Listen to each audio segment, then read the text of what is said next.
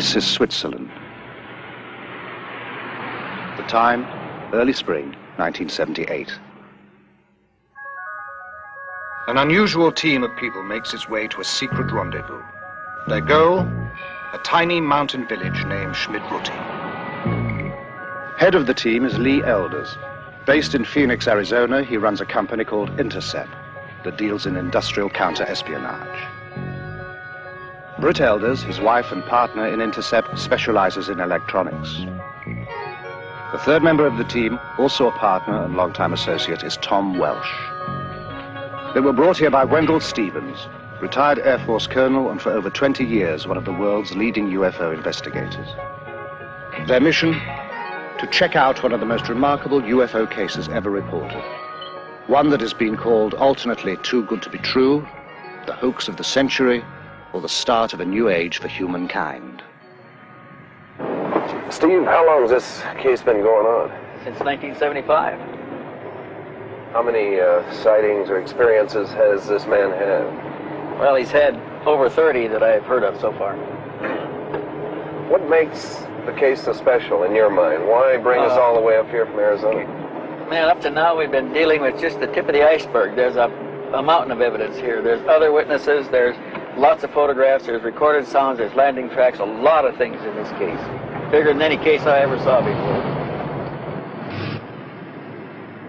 How far are we from Zurich? About 35 miles, 35 kilometers, I think. Man, I've never seen so many switchbacks in my life. This is remote. Stevens leads them over a circuitous route, winding through back roads and stopping often along the way. Why all the precautions? Well, I didn't want to tell you this before, but this man's been shot at. Shot at? Yeah, somebody's trying to kill him. Why? I don't know. There's some people are spooked by this whole thing, and he's being threatened. That's terrible. Thus begins what was to become a 5-year investigation. Before it is over, they will be embroiled in controversy and forced to use every resource at their command. Hi, Billy.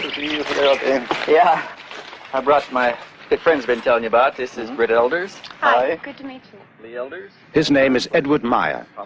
He is called Billy, an old nickname that sprang from his fondness for heroes of the American West. Buffalo Bill, Wild Bill, and Billy the Kid. He is a farmer. He claims he has been in contact with beings from another world. He also claims to have proof of these contacts. Mr. Meyer, when did the experiences begin? The contact begins on January 28, 1975 in Hinwil. Mm-hmm. How did it happen? What made you go outside into the forest? I got something like a very nice voice in my head. I heard something to leave the house, to go out and to take a photo camera with me. So I left my house, and then when I was far upsides from the village, I heard a singing noise in the sky.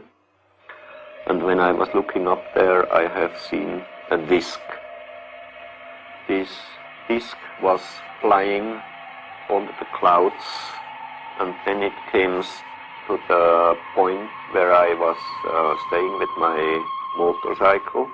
Then slowly it came lower and lower and set it down between the white trees and the forest there behind. Meyer later photographs the impressions left by the disc's tripod landing gear. The grass has been pressed and swirled in a counterclockwise direction. Even a year later, the grass has not sprung back, but Meyer notes that the impressions swarm with insect life. Then I have seen a person who came out of the disc. Person came out? Yeah. And when the person came out of the left side of the trees there, I have seen that it is a woman. Mr. Meyer, what did they look like? She looks like a human from this earth. Like you, like I, like human beings from this earth. You call us extraterrestrials, and you attribute to us superhuman powers. But we are like you. We too are still far removed from perfection and must evolve constantly, just like yourselves. After the first words, we turned and was going to this tree here. You walked over here? Yeah. How tall was she, Billy? It's about 1 meter and 70 centimeter. About like that? So a little bit about like my size. Ah. Yeah. And then she sits chest here and I here. Sit down. Ah. And you sat here and talked to her? Yeah, then we was talking here for about 1 hour or 1 hour and a quarter, something like that. Did she give you a name? What did you call her? Yeah, she told me her name is Semyase. Semyase. Yeah. Billy, what kind of feeling did you have sitting here under this tree with a woman who just landed in a spacecraft? I wasn't afraid about these things. I was afraid about the army only, because they have a station somewhere there behind the forest. But I wasn't afraid about the disc. Where do they come from, Mr. Meyer? They shall be coming from the star picture of the Pleiades. The Pleiades, a bright star cluster some 500 light years from Earth. Although the cluster consists of hundreds of stars, 7 stand out clearly to the naked eye. The Greeks call them the nymphs of heaven. We call them the 7 sisters. What was going through your mind? What did you want to talk about? You see, my head was full of questions, but the most of the time she was telling me, and I hadn't many chances to ask her something. Several times we have tried to establish contact with Earth humans, but usually those selected were not willing. They were afraid others would consider them liars, or mad, or would try to destroy them. You see, the first she told me I shall get the most best pictures of UFOs, what's ever happened on Earth. And the second thing, I shall go out to tell the truth to the human on Earth, why they are coming to here, what reason they have, that they are coming to Earth not to harm us, not to make war, not to bring peace, just to bring a teaching. Why are they interested in us, a society thousands of years behind them in technological development? According to Meyer, we share common ancestors. Their forefathers were our forefathers. We are, in a sense. This is the place, Bergerumlikon, where I took that picture. Show us how you took the picture, Billy. Meyer takes the team to other contact sites and demonstrates how he operates his cameras. I have here a small wheel to turn the film, and I can get the picture. Where was the ship exactly when you took it that day? You see there is standing Wendell. Yes. It was about that place. Hovering above Wendell to some degree, right? Yeah. Uh-huh. You see, on this way I put on my camera. We're taking movies, right? With a film camera on a tripod, Meyer can shoot stills with his 35mm camera at the same time. And then I can start to film. Here I got the movie when was the ship hanging there up, and when it after was jumping by side. Jumped? Yes, jumped. It jumped away nearly so fast than the speed of light. By jumping, Meyer means the ship disappears and reappears. Each time I got electrical hit when the ship was jumping, and at later time they told me there shall be a very strong power field, electrical power field, and from that out I always got the electrical hit. By electrical hit, Meyer means an electric shock. He also noted a light shift at each event. Billy, how many sightings have you had here? On this place I had one... Meyer takes the investigators to over a dozen sites, describing the craft, which he calls beam ships, and relating the information he says the Pleiadians gave him. Are there any other groups coming here, Billy? How they told me there are each year about 22, 23 different civilizations. They comes to here to work here, study here, visit here. And the other thing, there are, together with the Pleiadians, working here on Earth about 8 other groups. But they not belongs directly to the Pleiadian civilizations. But they work together with the Pleiadians. They work together with the Pleiadians. So there's an association of some kind between the Pleiadians and some others that are also... Yeah, exactly. Yeah. Well, how long have they been coming here? For the past 13,500 years about. 13,000? Yeah. And here we are on the place now where I got a movie picture. You see here, you see there the road, and on the middle of the distance to the road was the ship hanging in the air and bubbling in a very strong wind.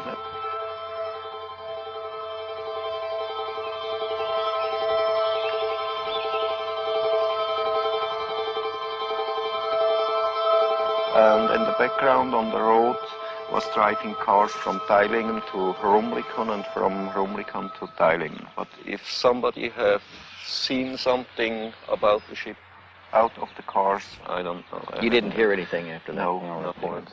No.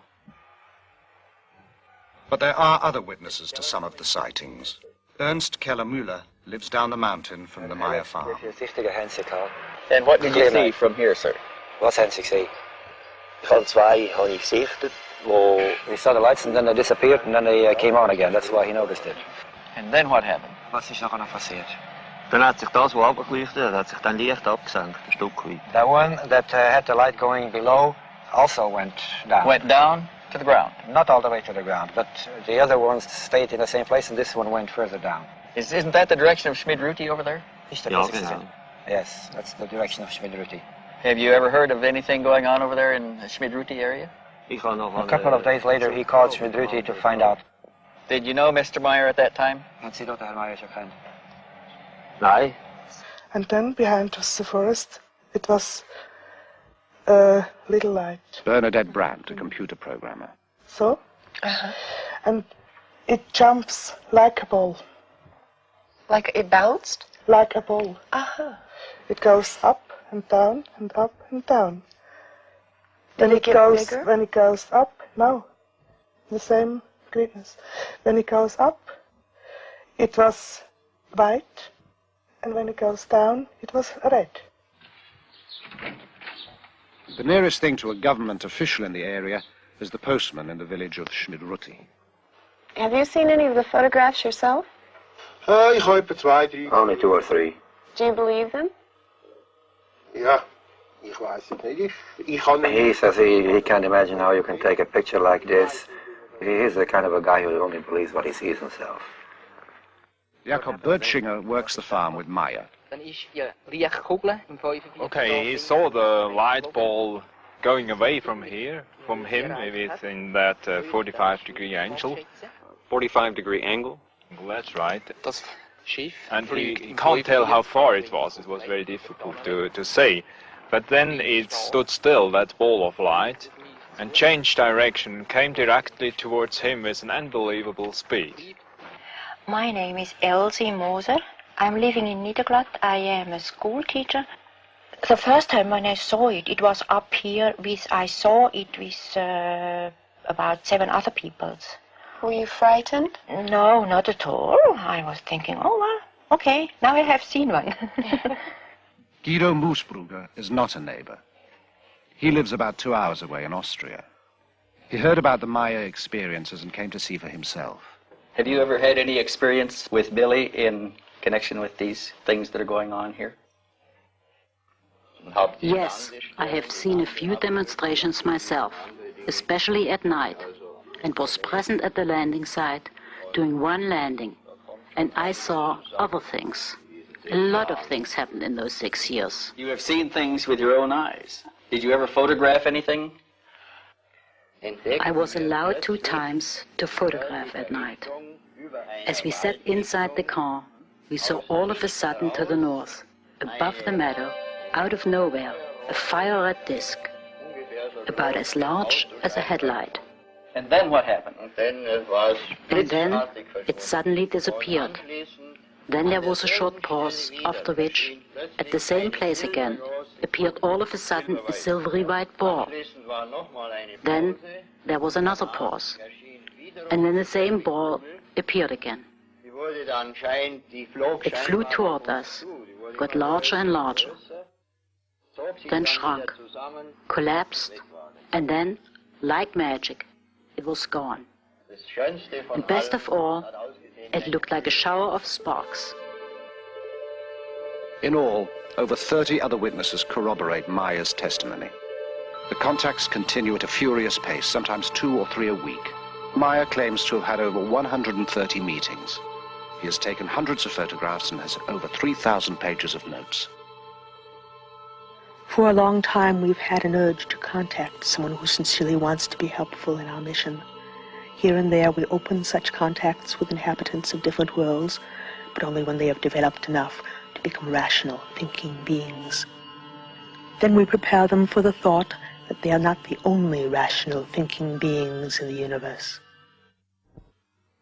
Britt questions Calliope, Meier's wife, whose nickname is Poppy. Poppy, how long have you and Billy been married? Now, 60 years. And you were married in Greece? Yes.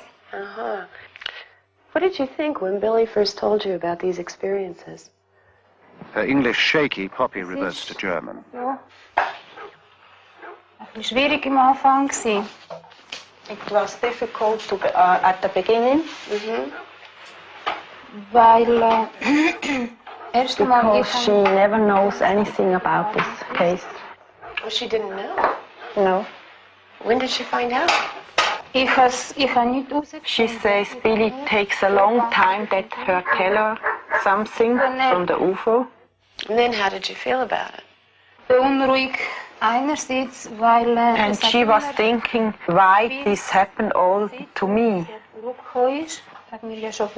Billy shows her every time the picture that he takes, and so she was knowing about from the picture from the UFO. But she was very critical about this case and asked him some questions about all this case, and it was very difficult for Bobby. Were there times when you had just had it up to here and you couldn't? She never was thinking to leaving this whole case, but she was crying and fighting against Billy and against the whole case. At one point, Poppy admits, she was so fed up she burned half the photographs. Today the feeling is other because she knows very well about the whole case and things about the Pleiadians, and this is very important for her. Listen here.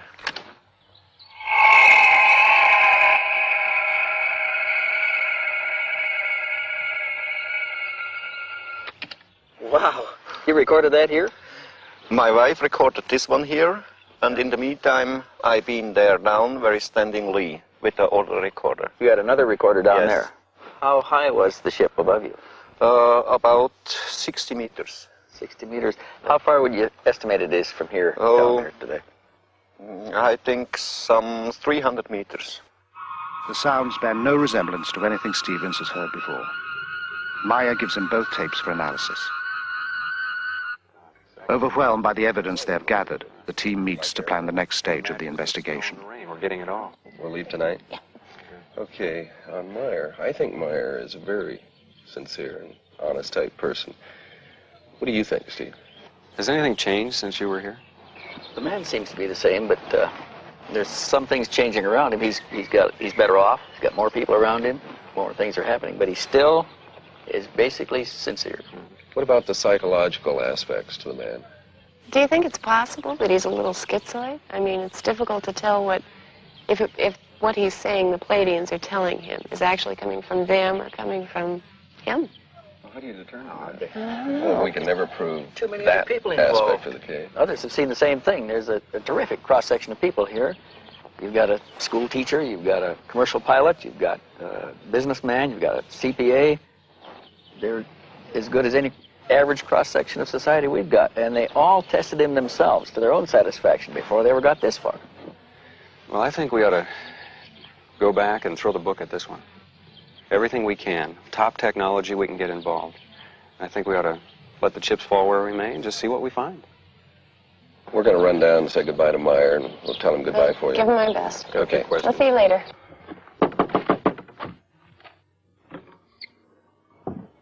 They've done what they can here. Meyer has turned over all his material, but he has one more surprise in store. So we want to thank you for all your time and trouble. Oh, yeah. Okay, just a moment, wait. Okay. I have you something. Here. What's this? Metal samples. Metal samples? Yeah. Where did you get these? I got it from Meiers, and she brought them from Era. Are they extraterrestrial? Yeah. Metal samples. The kind of hard evidence Stevens had hoped for.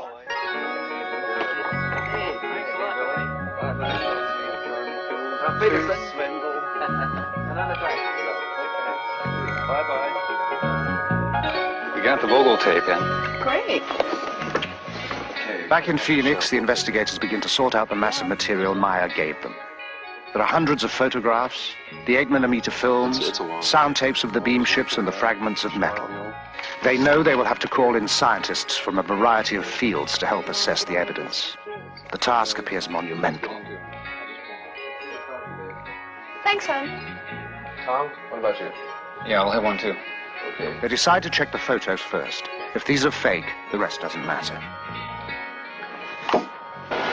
Here we have our image. The ground is below. We'll place this on the platen, emulsion side up, in order to focus on the emulsion. The first step involves translating the photographic image into digital information, the language computers can read. We can start this machine from the point which it is at now and scan 500 lines, 500 points per line, at a very small aperture, and watch the result of this scan being placed, digital information, keep in mind, onto a display. All right, over here on our display, we can observe what the densitometer is doing. This microdensitometer is the same one used to help analyze the photos beamed back from space by the U.S. Pioneer mission. And tell it that we want to go 5 microns between each pixel. It will be digitizing a ½ centimeter square, scanning the first lines. The digital information will be sent on for an analysis that will take weeks to complete. Meanwhile, Welch and the elders decide to learn what they can of the history of UFO experiences. But can you give us some more background on this phenomenon? What is this all about? Well, it's not a new thing, Lee. This thing's been going on for a long time. How many sightings have there been? One of the researchers calculated that there may be as many as 70,000 reports in a year, worldwide. Is there anything these sightings have in common? Okay, there are some common things, commonly reported. First of all, they're always accidental. UFO pictures, up to this point at least, are accidental. They happen once, and they're gone. Is there anywhere that they show up more than other areas? Here's some stuff here that began way back. These are documented cases. Some of these are even classics. Photographs. Here's one from Argentina. But this whole thing is full of them. This one is full of them. That's full of them. All of those are full of such cases. In Stevens' files are over 3,500 photographs of UFOs, some from early in this century. Most were single sightings, some observed by several people at the same time. In Perry, Ohio, the whole town watched a UFO at twilight for 30 minutes. In Brazil, a Navy photographer took a series of photos of a UFO flying over his vessel. Observers at NASA have spotted UFOs at our space launches. Tientsin, China, Woonsocket, Rhode Island, Norway, Corsica, Japan, New Jersey. These are among the sightings that are reported. No one can guess how many go unreported. And they're pretty much all over the world. I don't think you could pick out a single place and say that there are more UFO sightings there than any other place. It's a worldwide phenomenon, and primitives as well as advanced societies all view them and they see the same things. What's the public's reaction been to all of this? Well, there was a poll made about 3 years ago, I think, where they asked the question, I think the question was, how many people believe that UFOs exist? And this has been a progressive thing. It's been growing. And the last one showed something like 65% of the American population believes that UFOs exist. Why don't they contact our national leaders and land someplace like on the White House lawn? I'm not sure that national leaders haven't been contacted. There is some indication that various world leaders, even church leaders, have been contacted. Mary, do you have that file that we had on spectrographic analysis that we did? Oh, yeah, Tom, it's As right the here. investigation continues, results from the testing begin to come in to the Intercept office in Phoenix. Hey, Lee. Hey, Tom, what's up? Just got this back. We sent this photograph over to Neil Davies. Just got his report. Neil Davis. Physicist, aerospace industry subcontractor. Right, okay, got it. Examined the photograph with microdensitometer. Also, these you're seeing here are the black and white color separations that he did, and let's see what the results were here. Examination of these plots did not reveal any details which would cast doubt upon the authenticity of the photograph. And there's more. Color copy names, color separation. Nothing was found to indicate a hoax. And his conclusion is even more interesting. Let's see, black specks. Nothing was found in the examination of this print which could cause me to believe that the object in the photo is anything other than a large object photographed at distance from the camera. Meyer reported 6 different configurations of Pleiadian beam ships. Davis analyzed what the investigators designated as Variation 2.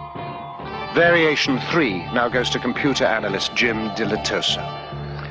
This is the new picture that we digitized last week using the microdensitometer. We transferred it over to floppy disk here. Let's look at the first map in low-pass filtering. Why these particular colors on the screen? What are we seeing? I mapped it in such a way that the real colors are not what we're seeing, but one shade of a color that's really similar to another one, like 2 shades of red, are in high contrast so that we can really see the difference. I see. Have you found any anomalies yet, of any kind? Anything I find strange things, but nothing that would tell me that someone's tampered with the pictures. I see. Nothing indicating a hoax method or indicating superimposition or anything like that? Nothing that I can find. Have you been working on the grain at all yet? Yeah, I have. What we're seeing here is that the film grain holds up the way that it should. In the pixel distortion test, it appears to me and to the computer that this object was photographed in the same original piece of film at the same time that the background was photographed. In other words, no overlay. I would say these pictures are genuine. Extrapolating from Meyer's accounts, Dilatoso programs the computer to duplicate the lights Meyer observed on the craft. At the moment, he has no explanation for their apparent rotation. Mary, any calls? Yes, Steve called. He's at home, and you're to call CRQ. CRQ. Okay. Call Steve. Tell him I'll get back to him in about an hour. I'll take care of this now. Okay. Hey, Lee, look what I got here. Stevens has more news. We got a report back from Shellman. Sound analysis. He had sent the sound tapes Meyer took of the craft to Robin Shellman, specialist in sound identification. He found some things we didn't hear on there. Such as? Well, he picked up, besides the basic sound, he picked up a small dog barking. Of course, we could hear him. He picked up a European police siren. We never heard that. He picked up a crow cawing. Wait a minute. How in the hell does he pick all this stuff up? How does he determine the sound? They've got a sound bank back there that they match sounds in. They can identify known sounds. Okay, on this sound bank of his, anything there to match it? He said he can't match the basic sound. He can match all of the other sounds on the tape, but he can't match the sound of the object itself, the emitted sound. Now look at this. He's concluded up to this point that the machine must have been built for a specialized application. Recognizing the sounds from such a machine may be difficult. Also, later, Shellman will theorize from the sounds what those specialized applications might be. About 4 hertz. Picked an area here that... Next, Stevens takes the metal fragments to be examined under the electronic spectrometer to determine their components. A typical-looking area in the sample. Preliminary examination of the metal has been done in Switzerland.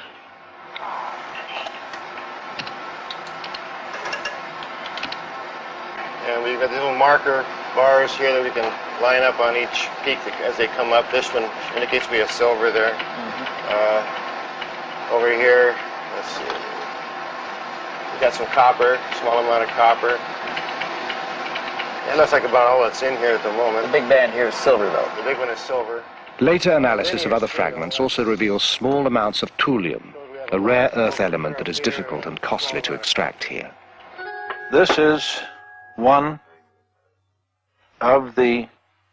Because of the unusual nature of the findings, the fragments are given to chemist Marcel Vogel, an expert in crystalline structures and inventor of many substances used in computer components. The first specimen I looked at is a metal specimen, which I classified as F1. This is the appearance that it looked at, rather golden colored on one side, silvery colored here. We find that, in truth, it is silver and a small amount of copper. We look at it here, this same area here, under polarized light. What is unusual of this small specimen is both highly crystalline nature, and suddenly we come to a metal section as we see here, and it showed a combination of metals that I've not encountered in any normal bit of metallurgy, both crystalline deposits and metal. Now, we, with any technology that I know of, could not achieve this on this Earth plane. I could not explain the type of material that I have and its discreteness by any known combination of materials. I could not put it together myself as a scientist. It's also a challenge because I showed it to one of my friends who was a metallurgist, and he shook his head. He said, I don't see how it can be put together. And we find that in this area there is evidence of machining, that there are striations which look like the sample has been worked mechanically. It doesn't look like anything that we've made here. At this moment, I would feel very much inclined to accept what was given to me as being true. Always security conscious, the investigators hold key discussions outdoors to prevent eavesdropping. As the work piles up, they meet to assess progress and problems. And that is, we've got a company back here and an intercept clientele, a pretty heavy clientele. What are they going to be thinking about these hard-nosed investigators running around chasing flying saucers? Tom, it's an investigation, and it's a good investigation. No matter whether you're doing a murder one investigation or industrial espionage, you still have the basic criteria that you follow, investigative procedures. And I think if we maintain those type of procedures, I think we can control the situation. There's one thing that we haven't thought about. Eventually somebody is going to come to us and say, have you ever tested these people? Have you ever tried to find out if they're lying? Have you used psychological stress evaluation? Have you used lie detection? Yeah. Will Billy go for that? Oh, sure. I think Billy will go for it. He's been open with us all the way through. I don't think he'll stop at this point. Well, Steve, we've got another problem. We've put a lot of time and effort into this case already. We don't know when it's going to terminate. Well, I want you along. I want to do a real investigation on this, and I want real investigators. Well, what do you guys think? I think we should go for it. Okay, let's hope he's for real. Look, physicists say they're all hoaxes. I've been at this for 20 years. If this is a hoax, there are no real cases. The decision made, the team presses on. Computer analyst Jim Delatoso has some new findings to show Welsh. Let's go back and look at this picture again and get some information about the edges. I've discovered this interesting program for measuring the edges of things and comparing it to all the other edges in the pictures based on the relationship of those edges, the width of the edges and the properties in the edges. So we're stretching the data in the edges so we can count how many pixels wide it is. And it's very interesting what happens when you stretch them out, because it becomes very clear. Pixels, these little squares, like building blocks, and pretty easy to count. 6, 7. So this one ranges from 5 to 7 pixels wide, this edge. So we have our range here is from 6 to 8. Now what this tells us in looking at all of the edges on the object is, first of all, that it's not a flat piece of plywood hung in the air, or it's not a paste-up that was done. It actually has shape to it. And in this case, a very wide range, which has to do with focus. Some of the object is more in focus than other parts of the object, which tells me right off at that point that we're dealing with something of size to it. With all the data they have amassed, the investigators have also come up with a lot of new questions. While they debate the necessity for another trip to Switzerland, a sudden crisis jolts them into a decision. There has been a phone call from Meyer. Halfway between Phoenix, where the intercept offices are located, and Tucson, where Stevens lives, a spire of rock rises out of the desert floor. Part of the rim of a long-extinct volcano, Picacho Peak is noted locally as the site where the last battle of the Civil War was fought. It is here that Lee Elders and Stevens meet when necessary, again, far from curious ears.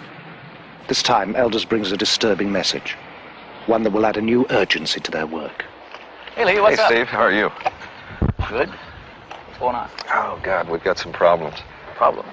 Yeah, I just talked to Billy today, and someone tried to kidnap his daughter. What? Nina? Nina, right. God. Billy got there in time. It was two men. They were in a car. They used a knife. They tried to force her into the car. What about Nina? Is she all right? She's fine. No problems. He fired at one of them, and they escaped. No, they haven't identified any of them yet. The police are working on it, as I understand it. This happens to people. We've had it happen before. Other cases. We're going to set up some security measures over there. Get a trail on these people. I agree. We got to do something to take the energy out of this. Yeah, we do. We're going to go back. You want to go? When can we go? Very soon.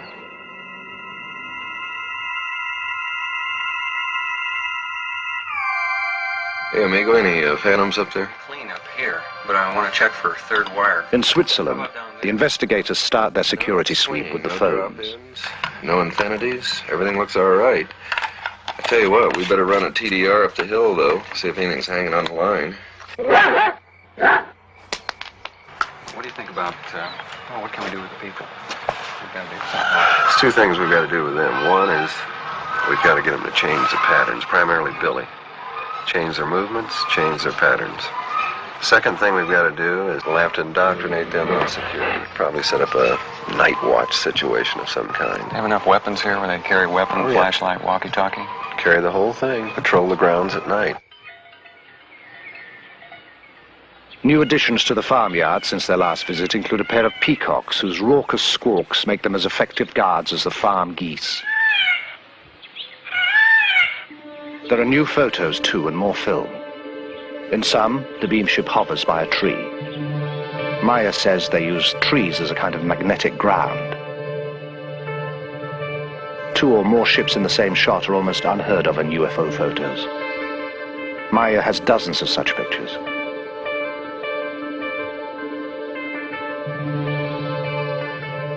Ships below a horizon line, such as a hill, are even rarer.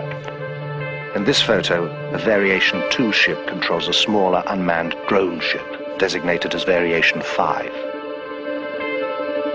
In one demonstration, a Variation 3 ship exhibits a behavior Stevens has seen before. We have often reported a nipping flight. We also have a wobbling flight, where it wobbles around a vertical axis. The bobbing effect, Meier explains, is due to the ship riding the waves of the Earth's magnetic field, much as a boat on the ocean.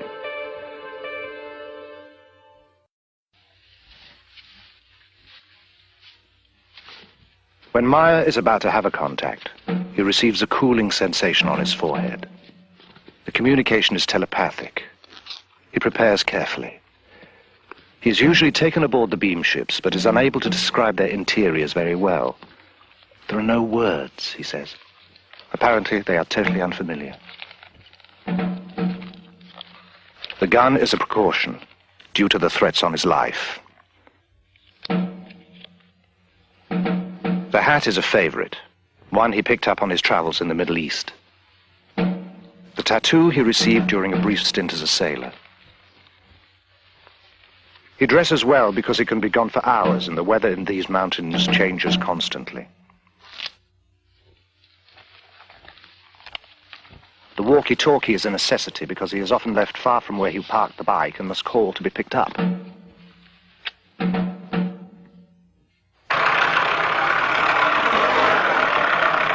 Meyer feels the Pleiadians can communicate with him because his vibrations, the natural frequencies of his mind, are compatible with theirs. Each human on Earth and each human over the whole universe has different vibrations.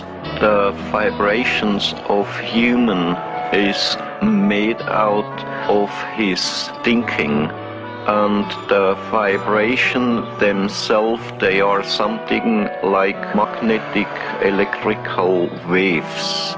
And they are turning from human to human, from planet to planet, and over the whole space of the universe.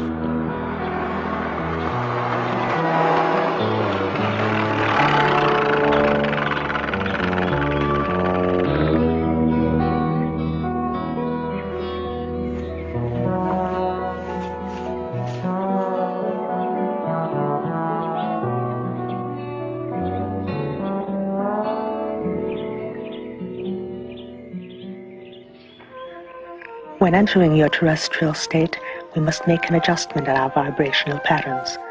It is similar to you adjusting the fine-tuning on your communications devices. In our case, it allows for the clear perception necessary for an exchange to take place. You see, this around this area where I took several rolls of films. This picture here, I took over there. What size is that ship, Billy? They told me it's 7 meters. One of the most frequent spots for the contacts is Obersadeleg, a wide valley just 10 minutes from the farm at Schmidruti. Here, Meyer took one of his most spectacular series of photographs. Between both roads. And you can see here these lighted trees here. That's there up. And here on the left side, this hill. What's happened there behind? And the trees here down, it's that one there. Yeah. Okay, then is this, where did this come in? This picture I took there, if you go left side a little bit, here, if you go down, like this way here. The beam ship stayed in the area for almost 20 minutes, flying slowly, often skimming the treetops, sometimes just hovering in place. And the ship was a little behind them when I took this picture. And just now the trees are growing up in the last months. They are about 1.5 or 2 meters higher than at that time when I took this picture. Then where did it move? It left that place to the left side. Something like this.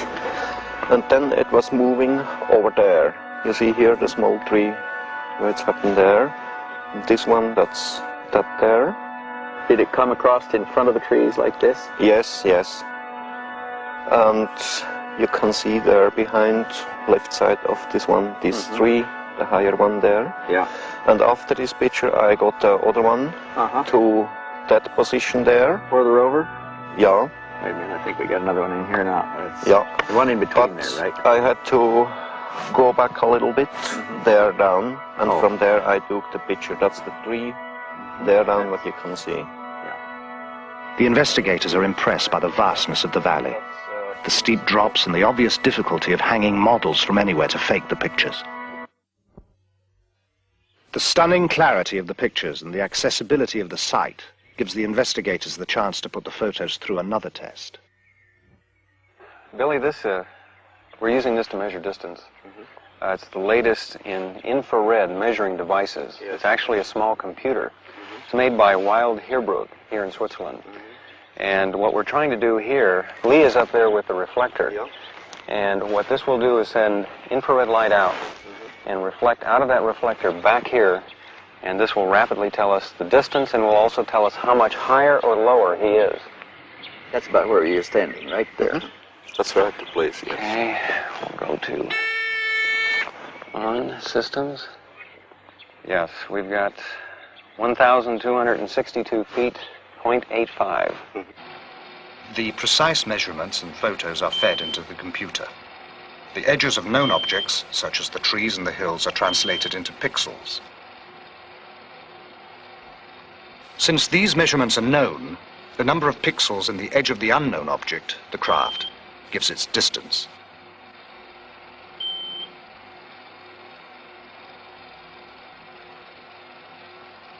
The beam ship is determined to be just where Meiers said it was. Simple triangulation then gives its size, 7 meters, or about 21 feet in diameter. Ellie, how many sightings? By now, the investigators have made over a dozen trips to Switzerland. The case takes up more and more of their time and taxes their ingenuity. Each test leads to another, and every result is double and triple checked. To test the possibility that the Meier photographs were made using small-scale models suspended by transparent monofilament, the investigators bring with them a detailed model of a beam ship they identify as Variation 2. While Welsh flies the model on a hilltop above the farmhouse, Meier and Stevens snap several rolls of film. The camera Meier is using is the same one with which he took all the other pictures. The results are impressive. To the naked eye, some of the photos appear genuine. Those photographs, they're interesting. They look pretty good. Pretty good. I saw one difference in them, and that was that those models look white. They don't reflect that silver gleam like the pictures that Billy had. You want to look at the focus in them. Hey, hi guys. What's Hey, Tom. what are you talking about? The pictures. Oh, yeah. Some of them looked pretty bad, but some of them look pretty good. I think we ought to test them. Pictures of the model are not all that good. In the pictures where he focused on the model, the horizon is out of focus. Where he focused on the horizon, the model is out. Well, not all of them, Steve. I mean, some of these are very, very good. We should put them in there for comparative testing under computer analysis. We've got to have that comparison. Frankly, this could be a scam. So when we look at models, there's a variety of things that are different than when we look at photographs of these objects. Load in some colors first. That object right there is solid. It's one solid color.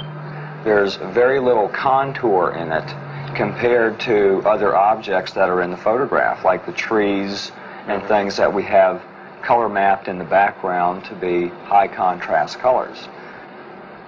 And I've blown them up so we can look at the edges as pixels.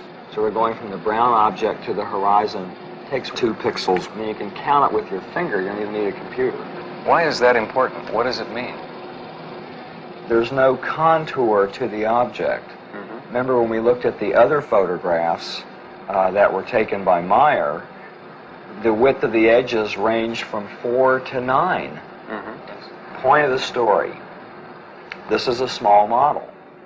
It's easy to tell small models. Well, we tested that fighter sequence, and that came out pretty good. We didn't find any strings in there. And when we got through blowing it up in the computer, we had the outline of the Mirage fighter, everything. The incident occurred at Schmarbühl. Meier claims the jet made 22 passes at the beam ship. Computer analysis using the information from a known object, the Mirage fighter, shows again that the beam ship is the size and distance Meier claims. What'd you find out from the base? You had some investigation going in They're that pretty area. tight here on military security, but they won't let us talk to the pilot. We did find somebody who claimed that he found a mechanic who worked in that squadron at that time, and there was an exercise going on, and an airplane did come back with the electrical system melted out. The fire control system had to change a lot of black boxes, get it operational again. What about Meier? What are we going to do with him? I think we ought to put it to him, you know. Let's go for the man, find out he's telling the truth, and put the full court press on him.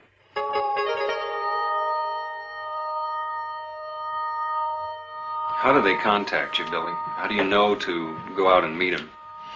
Yeah, that's a simple way. If I hear the order in my head to go to a contact, then I leave the house or just the place where I stay at the moment, and then they will guide me to the place where they pick up me.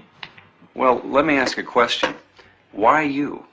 You see, and I can work together with them because I understand to close up my earth body vibrations.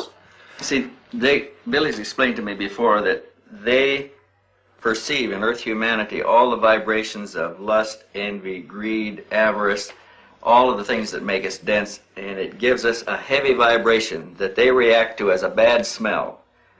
In fact, he's even mentioned that they call it the auric stench of Earth humanity, and it's discomforting to them.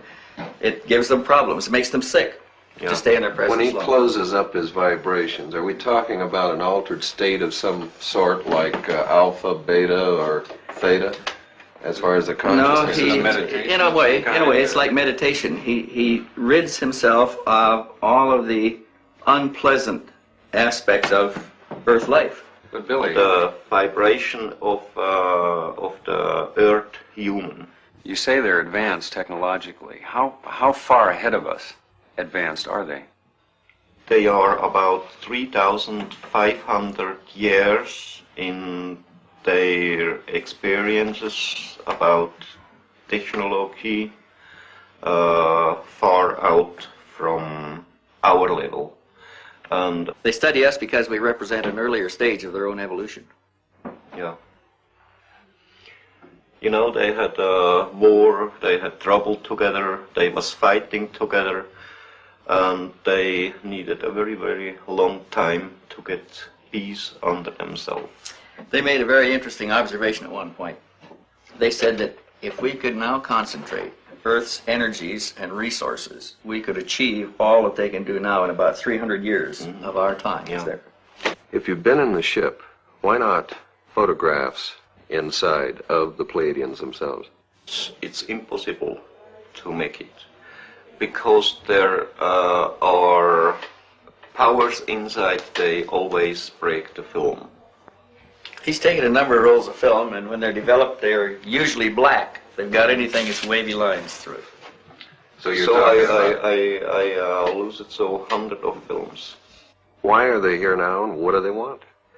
You see, they don't come here to harm us. They don't come to start trouble here or war or to overtake the earth in their ruling. They just see us here as their little brothers or something like that. And they want to bring the real teaching of the natural life and of the spiritual belonging, spiritual teaching, spiritual life, and all this. But they must want something from us. They just want nothing. Nothing. You see, for the human on earth, it's impossible to believe this, but that's really the truth. They just want nothing from the humans on earth. The session goes on for hours. To every question, Meyer has an answer. The investigators are unable to shake him or to find flaws in his story. In Phoenix, Dilatoso comes up with a startling new discovery. We're getting into a really interesting area in these pictures. We don't really have to test every picture anymore to see if it's a real picture or not. We can't find anything that tells us it's a hoax, so let's start looking for things that are interesting from picture to picture. Look at the color here. It seems to contour to the shape of the craft. Have you seen this in a lot of the other photographs? In the Meier case. Look at the bottom here. On what's down here, it stops right in the horizon. With the coincidence of it follows this line in the craft, and it follows that line in the craft, and it follows parallel right underneath the bottom there, and we find it in half of the other pictures, I think it means something. You think it's something that we're not seeing in the photograph with our eyes? we get some kind of an aura. Whether it's infrared, thermal energy, as yet I don't know. I think that craft is putting out a force field. The team had shown the Meier material to a variety of experts in an attempt to learn if any of it could be duplicated. They estimated it would require expertise in at least a dozen different fields, including metallurgy, astronomy, ancient history, and psychology. The panel concluded it would take over 10,000 man-hours and cost in excess of $1 million to duplicate the evidence Meier has. At that, the computer could still spot any fabrication.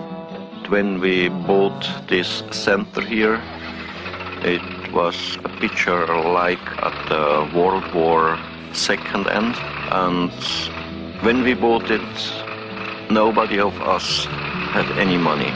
We was working practically day and night for several years, many times 22, 23 hours a day. And so we built up everything here up on the land, and so it grows slowly, but it's all real, our handwork.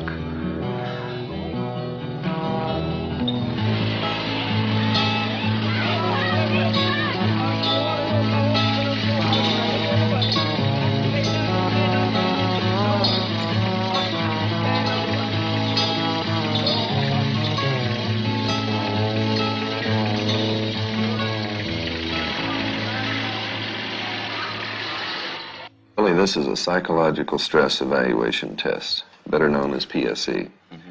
What we're going to do is ask you some questions. You'll answer yes or no. We will tape these questions. The tape will go back to the United States.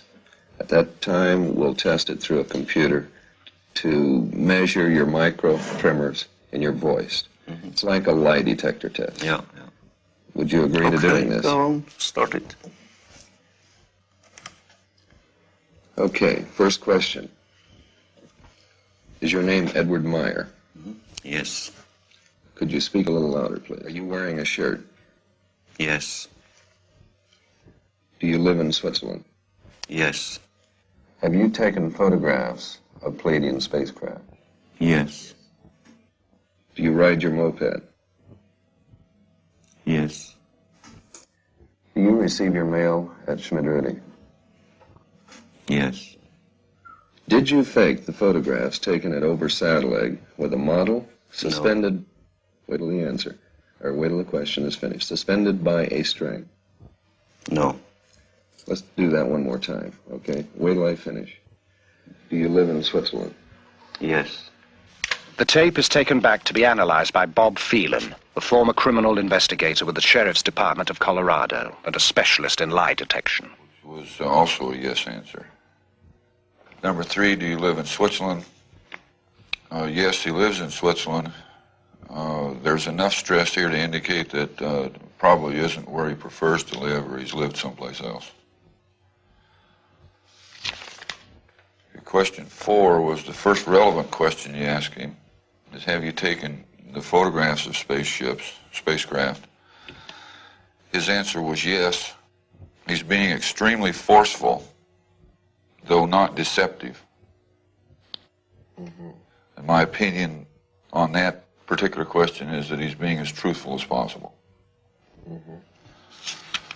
Number 7 was the second relevant question you asked him, and he answered right on top of the question. And the person asking the question had asked him to answer the question again, and then he asked the question again. The stress levels between the two diminished the second time that the question was asked, which is not indicative of deception, because stress builds in a deceptive pattern. It doesn't diminish. If it was a deceptive answer, the stress would then increase, not decrease. Now, something was extremely interesting to me was the 8th question you asked him on, do you drink coffee? And for some reason, he's more stressful on the statement about coffee than he is about the picture of the spacecraft. Yeah, that makes sense. Because about 3 days before we tested Meyer, he promised his wife he'd stop drinking coffee, but we noticed he'd been sneaking a few occasionally. Okay, that could probably be the account for it then.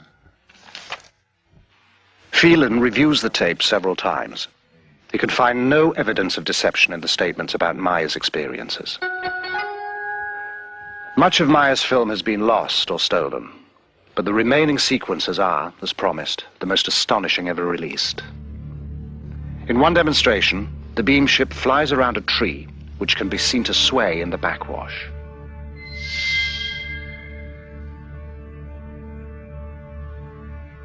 Once again, in slow motion.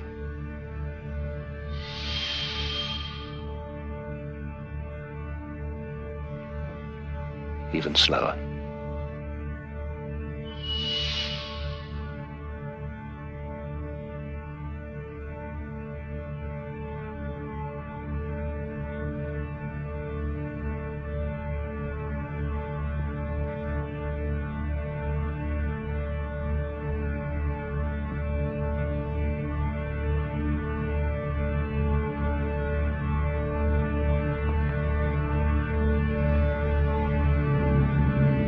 Later, Semyasi brings a new beam ship to pose for Meyer's cameras.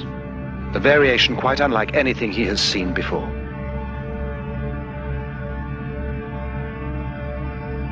She explains, as best he can understand it, the function of the spheres for propulsion of the craft in interstellar travel. The sound of the new beam ship shows marked differences to the sounds of the other variation craft. Meyer tapes these as well. The tapes are taken to electronics consultant Niels Rognerud and sound engineer Steve Ambrose for examination. We have two pieces of equipment. One measures the signal we're listening to in the time domain, the top one here. And the bottom one is measuring the frequency components of the signal. Yeah, what does this mean when they're all together like that? What you have is you have many tones happening at the same time, and right now they're aligned. Now they're disaligning. They're out of alignment. They're very much out of alignment. Now they're starting to centralize on one. It's not as though maybe before you had 10 different frequencies at random, and then all of a sudden 9 dropped out and you only had 1 left. What's happening is the 10 different frequencies are converging on one central frequency, which is, I find, very interesting. This is probably one of the most interesting things about the tape, is that there are... What's this right now? Very, very many tones. Yeah. And they're all changing very fast. For a moment there, we were looking in and we had 3 evenly spaced frequencies. See it there again? Yeah, you got me again. Yeah. Niels, would it be possible to recreate this sound? To be honest with you, I personally don't think so. There are not synthesizers on the market that have oscillators that change that randomly. Even if you got 9 or 10 of them going, they wouldn't change from those peaks that quickly. So a significant thing is this rate of change. Well, and besides, if you were going to create a noise for a spaceship, you'd be hard put to come up with something as original as this. There's another alignment there. Okay, Lee, what we can do here is... Intrigued by the findings, Lee Elders takes the tape to Robin Shellman, who has studied the sounds of the earlier craft.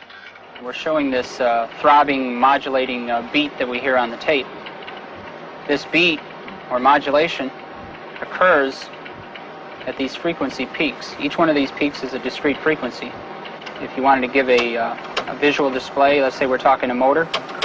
Could be a motor, a shaft of a motor with 4 magnetic poles or coils around this shaft. The curious thing about this, it changes from 4 to 5, 6, 7, all the way up to a number that is difficult to discern. At a certain point, you're going to generate a certain amount of magnetism. And then later on, you want a stronger field, well, you're going to select 8 fields. All right, now you're going to hear 8 pulses on the tape, And then later on, you want a stronger field, you can select 16, 32. Is there anything unusual about this? I would think it's highly unusual. I don't really see any application for it, with the exception of, like I say, either generating a magnetic wave of some sort for laboratory purposes or maybe in this case, propulsion. Without ever having seen a picture of the new beam ship, Shellman has drawn a representation of the spheres and offered an explanation of their function. The tapes hold still another surprise. Also, another interesting point to note here is we have a steady, there seems to be a steady pattern all throughout all of this random signal. It seems to be a level change very steadily in around 5 to 10 cycles per second, which happens to be in the area of the natural magnetic resonance of Earth, also called the Schumann resonance. Is that significant in any way? It could be. It's just interesting to note the correlation there. The peculiar correlation is something strange. I mean, why would the correlation be there? Yeah. You can see it on the oscilloscope. Meiers says the beam ships can ride the magnetic field of the Earth. Rognerud's findings seem to bear this out. Going back to computer models of previous beam ships, simulation of the revolving lights reveals a kind of pulsing that matches the varying frequencies. Analyst Jim Dilatoso is convinced that the sound and light frequencies are related.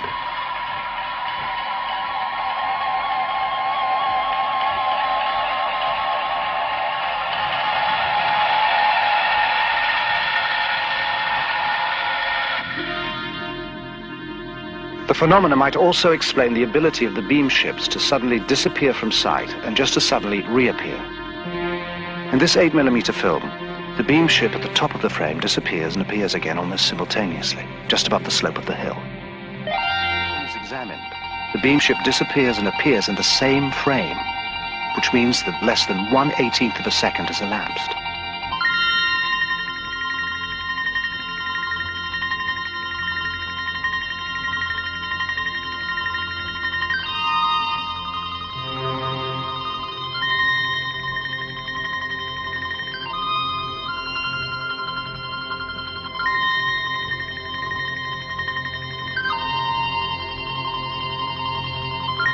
In order to complete their background research, the elders visit Scotland to talk with John McVeigh, a member of the Royal Society of Astronomers, and a published authority on the structure of the universe and the possibility of interstellar travel. Is it possible to travel from the Pleiades to this planet? I think the only way any intelligent beings and living beings could possibly reach here the environs of the Sun from the Pleiades would be by some unconventional means, probably by hyperspace. One can use this term now a bit more freely because it has kind of scientific significance now. You know, this McVeigh is quite an impressive guy. He's written 6 books on related subject matter: life in outer space, interstellar travel. I think he knows quite a bit of what he's talking about myself. Yeah, I've got one question I'd like to ask him, though. What's that? I want to see if he's got any information on this historical connection we keep coming up with. Because we found it everywhere from the Incas to the Aztecs to the Greeks to the Romans to Egypt, everywhere. Possibly he's come across something in his research. The Pleiades are very well known. In fact, they're a very ancient group. They're mentioned, in fact, in the Bible, in the book of Job. I can't just give you chapter and verse, but they are a very old group. And they've been used by many ancient civilizations to signify the approach of autumn, winter. Hippocrates recorded that summer begins with their rising and winter with their setting, and Greek temples are aligned to these events.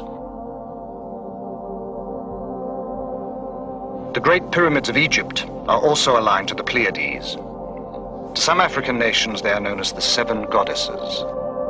In China, they are called the 7 maidens, and they are the 7 beneficent spirits of the Hindu Vedas. Curiously, in all these separate cultures, they are always referred to in the female. The Pleiadians tell Meier they used females for their first contacts because they appeared less aggressive to early man. The Mayans celebrated the moment when the Pleiades reached their zenith as the most important event in their calendar. pre-Incan peoples believed their gods came down from the Pleiades. And on the mysterious plains of Nazca, Peru, the Thunderbird marks the plaza of the Pleiades.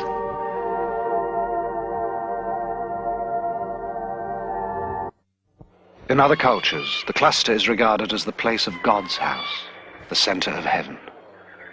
The lore of American Indian tribes is full of the Pleiades, which, according to some, stand at the gates of heaven. Historian John M. Hula, a Kiowa Indian, relates one story that survives to this day. It is tied to Devil's Tower in Wyoming. This mountain here, Kiowas lived in this area, and we call it the Old Tie. Kiowas camped through here, winter camp. And these children were playing. They playing and they were running along this ledge over here. A giant bear came out of the woods and chased these children. The 7 children, seven sisters, we call them. And they came to this one ledge here. And the children got on top of it. This ledge began to grow. It grew out of the ground. As the mountain grew, the bear's claws were scratched in the mountain. And that's what we see today is the grooves up there. And from there, the 7 sisters went on up into the sky. And they're up there today.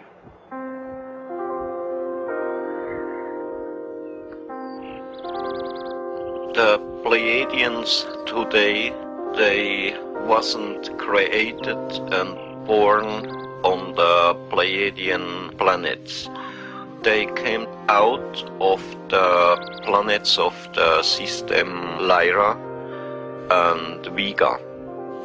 But they was not created there because their forebears came from some other planets and other galaxy somewhere into space. Those space travelers who were the ancestors of Earth races came from star systems differing from yours in many respects. When these ancestors came to your planet too, there were already humans developing here. Since in the universe there exist many different colored peoples, races developed here that were able to adapt to the conditions in different parts of Earth. We can see also we not are the baddest races in the universe. How many sects go to tell and to say that the most bad thing what's happened over all the universe shall be the human being on Earth. It isn't true. There is trouble here and there is trouble somewhere else into the space on other planets too. There remain only a few questions to clear up, but one of them has perhaps the most bearing on the Meier case. If his story is true, how did those beings accomplish a journey of such staggering distances? The investigators put the question to Alan Holt, an astrophysicist who works with the US space program, and David Froning, a specialist in spacecraft design for that program. Gentlemen, is faster than light travel possible today in our technology, or is this still just theory? There have been physicists that have been so bold and brave as to actually postulate the existence of particles that travel faster than the speed of light. And they have called these entities tachyons. And they have shown that the existence of such faster than light entities may not violate known laws of physics. I've worked on a kind of a field theory approach, which is basically an extension. I like to view it as an extension of Einstein's last work on a unified field theory. I really think that everything is pointing to a breakthrough that will make possible faster than light travel. Now, not all physicists will agree with that. How would it work? So I've represented here hyperspace currents by these blue and red lines. Down in here would be space and time. So space and time is what we're aware of and what we deal with in everyday life. But there could exist a higher dimensional space, a hyperspace, that we can interact with by certain configurations of electromagnetic energy patterns. So the concept here would be you start out with a certain pattern. Generally, you're tied in with the Earth's gravitational field and its hyperspace currents, but there's a low connection with perhaps a distant star. As you change the pattern, the connection with the Earth's gravitational field and its hyperspace currents decreases, and the connection with the distant star's pattern increases. And so, in effect, you're being pushed away from the Earth's gravitational field and pulled in to a gravitational field of a distant star. I had some artists do some work here showing a spacecraft leaving our solar system and going out of space and time. This red line represents the division between space and time and hyperspace. And the spacecraft, based on the propulsion concept I proposed, would use a field resonance effect to effectively jump into hyperspace, disappearing from space and time in our solar system, and then reappearing at a distant star. Mr. Froding, you showed me a diagram that you had worked up that's very similar to this, that describes a hyperspace leap in some fashion also. It's remarkable how similar they are. What I've tried to symbolize by this diagram is, first of all, the familiar space-time plane of existence shown here in blue of our physical world. At the journey's start, some distance is traveled and some time taken getting out of the solar system is shown by the curved line at the left. Then a hyperspace jump covers most of the distance with almost no lapse of time. Some time is taken again decelerating to the target, the curved line on the right. So this line here is very similar to the red line Alan has on his chart. That's right. Mm-hmm. That's right. This line he shows here, the jump I show here. Yeah. What shape would such ships have to be to make such a trip? I initially came up with this design, with a central circular symmetrical shape. This top figure shows a field resonance system in its space-time jump mode, where it initially rises up to a certain point, and as it rises up, as the pattern gets closer to the resonance point, the colors can change, showing a higher energy flow. And you do get an effect in this concept that is very similar to what is observed in some UFO sightings. Okay. Dave, concerning the Pleiades, they're about 500 light years away from our planet. What would you estimate the time in this form of travel? We're talking about on the order of 8-hour transit times between the Earth and the system, such as the Pleiades star cluster. Mm-hmm. Wow. According to Meier, the Pleiadians make the trip in something over 7 hours. Meier also says that the Pleiadian beam ship's use of the magnetic field of the Earth is something our scientists are close to being able to accomplish as well.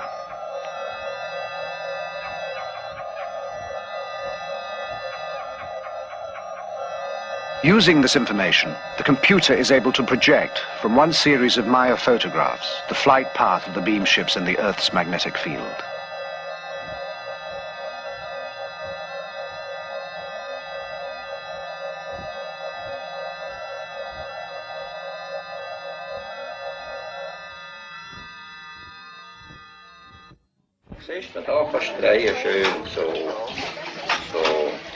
While the contacts continue, life on the farm proceeds at an even more hectic pace. To help free Meier, volunteers take on a lot of the routine work. But their very presence, their questions, even their enthusiasm create as much strain as they relieve.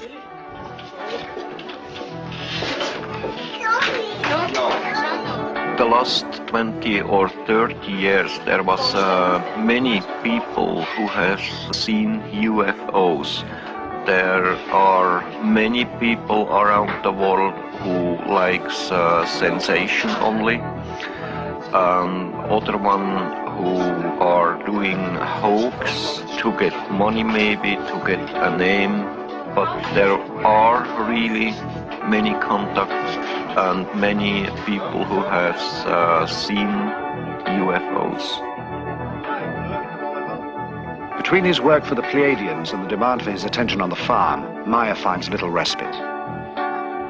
For moments of precious solitude, he retreats to the land he knows. Above everything stands one force alone. We call it the creation. It regulates the laws over all, the life and death of everything in the universe, because it is everything in the universe. Real spirituality comes from the understanding of the laws of nature, the natural working of cause and effect, each contributing to and sharing with all. When you indulge in ritual and ceremony, real spirit pines away until it is gone. A spiritually developed being acknowledges creation in all things, from the largest to the smallest. Following this way, fears and doubts vanish like rain before the sun. The story is by now a sensation in the European press. Every major magazine features Meier and his photos. Television coverage from as far away as Japan spreads the message to a public hungry for even more information.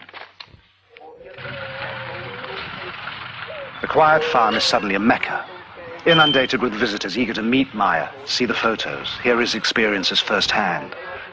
Agapula, ta mig exo. Åka mig in exo, mi laj mig upp this.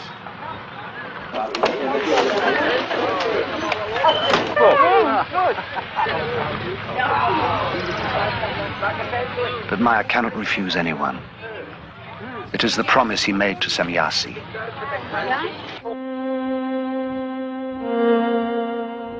You have whole organizations which investigate our beam ships, but they have little material which is really authentic. However, the authorities already know much about our existence, but they continue to deny the fact of our existence, or even the fact of their research. They want only to rule the cosmos, but they are not even able to create on Earth peace among themselves.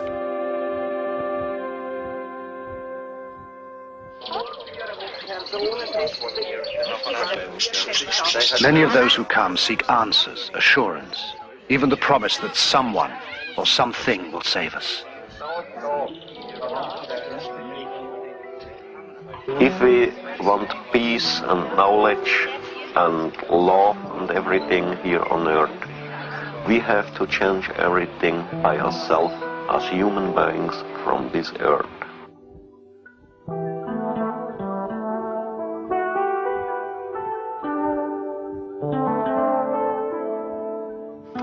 And you are... Despite a severe language barrier on both sides, Britt Elders has grown close to the Meier children. Yes. And Gilgamesh Meier. Yes. Could you ask Atlantis for me if he's had any discussions with his friends in school about what has happened with the experiences? Manchmal, ja. And sometimes. Und dann, was haben sie gesagt? They said always, it's not true what he said. And Methuselah, has he talked to any of his friends? Und hast du mit ihnen Mitschülern geredet? Ja. Und was haben sie gesagt? Wir haben immer gesagt, UFO Meier. He said they make jokes with him and said to him, UFO Meier like this. And then they have to go to the teacher, and the teacher said to the other people, why you say UFO Meier to Methuselah? And so they are quiet now. Would you ask them for me if they wished that their father had never had these experiences? Atlantis say on one side yes, and the other side no. Why the one side yes? When die UFO jetzt... If Billy don't have seen this UFO, people don't come to us, and not so much fun for him. Not so much fun for him. It is especially hard on the children. With the publicity, security measures have tightened up. The children are taken to and from school, and their activities around the farm restricted. Most vestiges of a normal life have disappeared. But when a threat does appear, it is not from assassins or kidnappers, but a wholly unexpected source. One night, the household is awakened by a brilliant light that bathes the whole area in an eerie glow. Meier, disturbed because he has had no telepathic indications, grabs his gun and his camera. The light changes shape and intensity. It moves out over the valley, illuminating the valley floor, rising and falling until dawn, then disappears. At his next contact, Meier asks Samyasi about the phenomenon. She has no explanation. The Pleiadians do not know what the strange lights could have been. Meier is shaken. You know, everything is going on more and more difficult. I get trouble. I get trouble here in Schmidrütti. I get trouble with the government, with the people around us. I can understand this, Billy. It's not unique. Anybody that has an experience runs into problems. But the experience is unique. You've got to keep going here. That's true. But, you know, there come some people here from the morning to the evening. Too many of them. All of them want to talk with me. I get trouble with them because I say no. There is some other people who likes to kill me, who likes to kidnap the children. I know it's got to be very hard on you, Billy, but we've got to go on. Yeah, that's to say very easy for you, but not for me. I've put a lot of time in this. We've taken your pictures back, we've tested them, we've tested the metal, we've tested the sounds. They all test good. You've got the best evidence that we have in any case, and I've been at this for 20 years. Yeah. And we can't stop. And what you find out, all of it? Is it not true, or is it... Well, we're finding evidence that tends to support the case. It looks like it's really happening. Now, you have your own truth, and you know what's happening, but we've got to demonstrate this to ourselves. Please give it some serious thought. I need you. Yeah, that's true, but just now I don't know what I shall do, you know. I'm down, my nerves are playing crazy. My mind slowly is turning over. I have to think over about it. Please give it some serious thought, Billy. We can't stop now. We don't have any other way to go. But I think the world needs to know. I think you feel that the world needs to know, but you just don't want to be the one. Somebody has to be. I know, but I have to think over about it. I don't know. Just now, I don't know.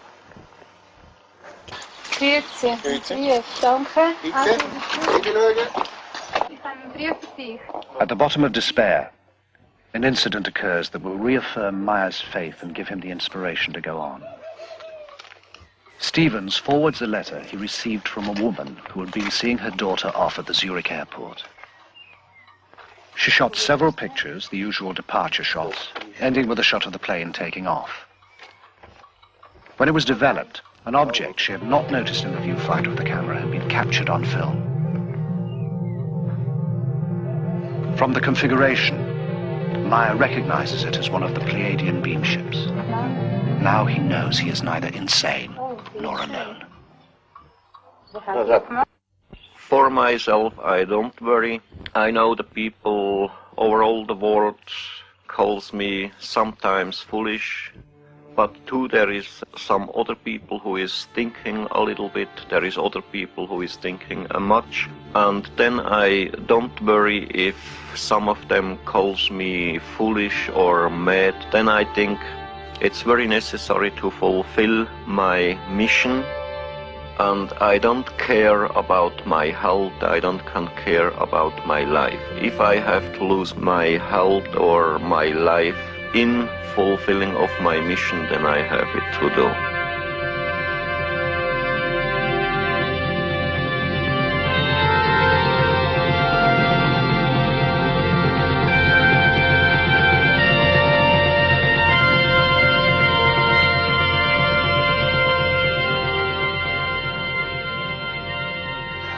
What you thinking, babe? Oh, I was just trying to figure out how many times we've been here between the four of us. We've been here a total of almost 20 trips. Wow. 265 days. That's collectively between all four of us. And we're still searching. I don't think there's much more we can do in the investigation end of it. I think it's pretty tight. I agree with you. I think we've reached our limit as far as an investigation is concerned. I think maybe now what we should think about doing is telling other people what we've done in the investigation and what we've found. try to take some of the stigma off of it. I think we should talk about it and let everybody make their own decisions. Ja. Ready to go home? Just about. Okay, wir sind heute also zusammengekommen, weil ich Bericht bekommen habe vom Lee. The investigators are anxious to release their findings. Meyer realizes this will expose the group at the farm to even greater pressures. He puts the issue to them, emphasizing that with wider publicity they can expect even further disruptions in their lives. But the others too feel it is time. They will do what they can.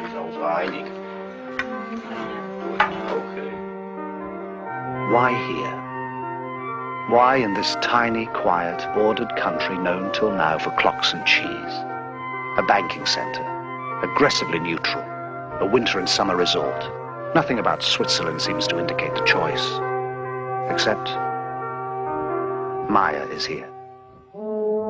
Pleiadians told me if I like, I can go with them to the Pleiadi, to stay there, to spend my life there. But the Earth, it's a very lovely and nice planet, and the humans here on Earth, they are not better and not better than on other planet. My hopes and my dreams, they are very simple. To bring love and peace and the fulfilling of all the natural and creation laws over all the world. Thank you for all your help and cooperation. Don't mention about all that. Thanks for working with us. Everything. If we've given you a bad time, we apologize, but that's strictly been for the sake of the investigation, okay? I hope we'll go on to work everything. We're going to look into it good. Yeah. We'll let you know. Well, we'll see you later. Bye bye, Britt. Good journey. Bye bye, Tom. See you Good again. flight. So long, Cheers. Billy. Well, Yeah. Bye-bye. Kelly, it's been a pleasure. Bye bye, Lee. Yeah. Lee, just a moment. They still comes. They are working here together with us. They don't leave so early. They will stay here for the next couple of years. So, they are among us now, watching, perhaps waiting for us to join them.